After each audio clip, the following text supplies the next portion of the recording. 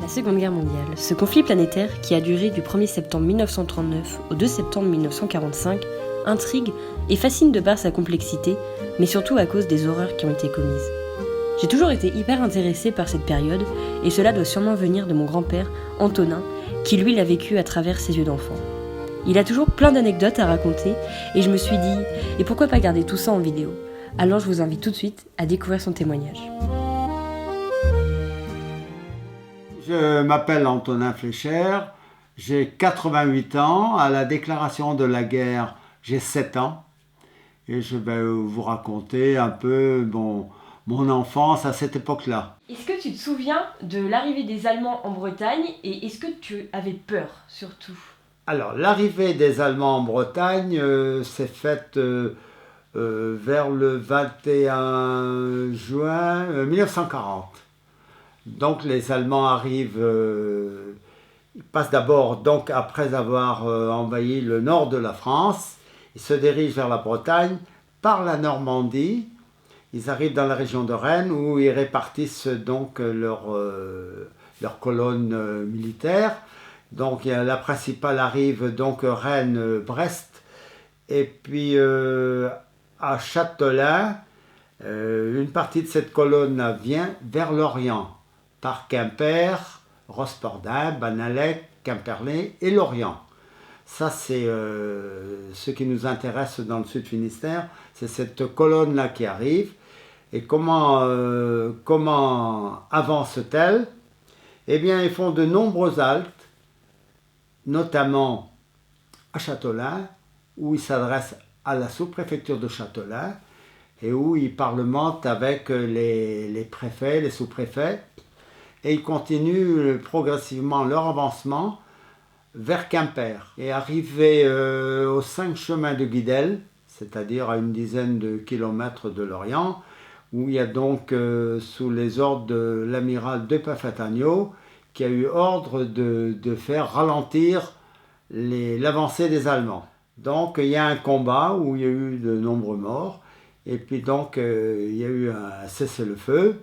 Et il y a donc eu, entre chefs militaires, ils ont parlementé et les Allemands sont rentrés dans l'Orient et ont occupé la préfecture, la préfecture maritime. À partir de là, ils vont s'organiser. D'abord, il y a de nombreux marins qui sont prisonniers à l'Orient. Il y avait quand même des marins et des militaires des casernes, donc, qui sont faits prisonniers sur place.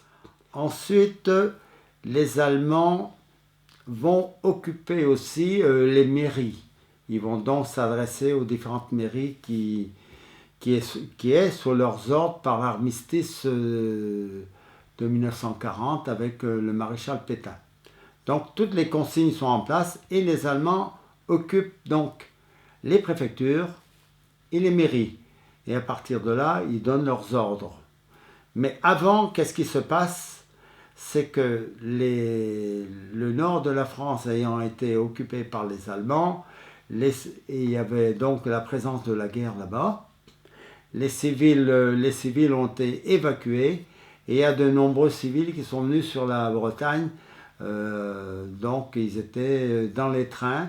Il y avait certains voyageurs qui descendaient dans telle et telle gare, il y avait déjà une semi-organisation. Donc, à partir de là, les mairies ont été mises à contribution. Il fallait trouver du logement pour ces réfugiés. Ça s'est quand même passé dans les bonnes choses. Il y a eu une forte solidarité. Et toi, en tant qu'enfant, t'avais peur de tout ce qui se passait? Ben oui, on était quand même très inquiets à voir tous ces mouvements, tous ces gens qui arrivaient quand même. Ils n'avaient pas beaucoup le sourire. Hein, ils avaient déjà été éprouvés en quittant chez eux. Ils avaient tout abandonné. Ils ont vu des morts, des blessés sur leur parcours.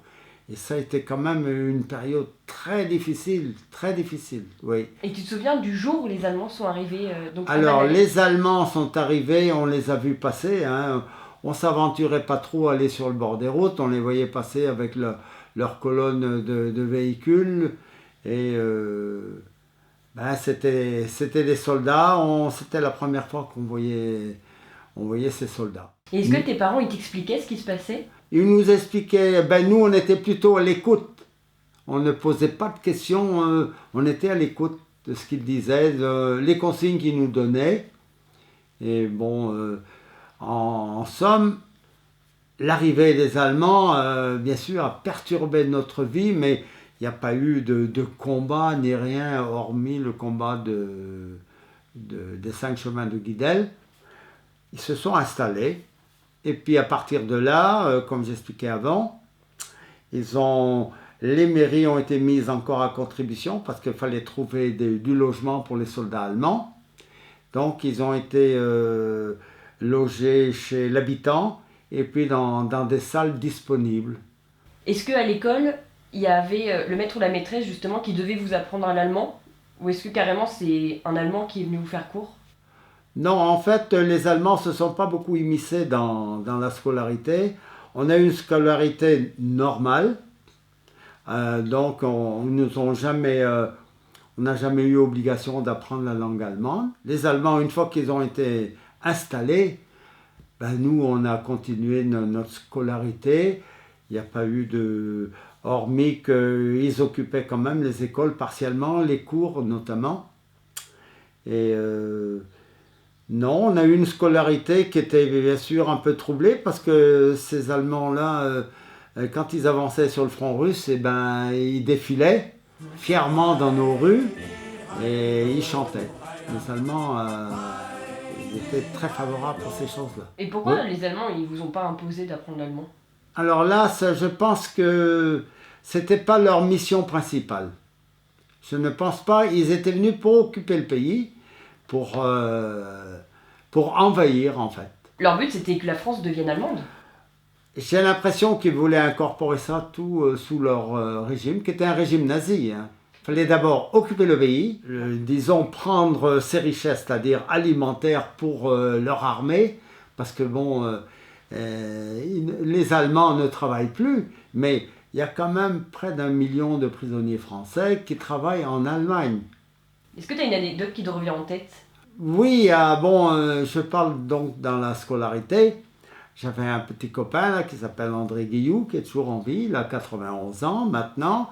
Et puis lui, il ne devait pas supporter sans doute ces camions allemands dans la cour. Ça, c'était son idée.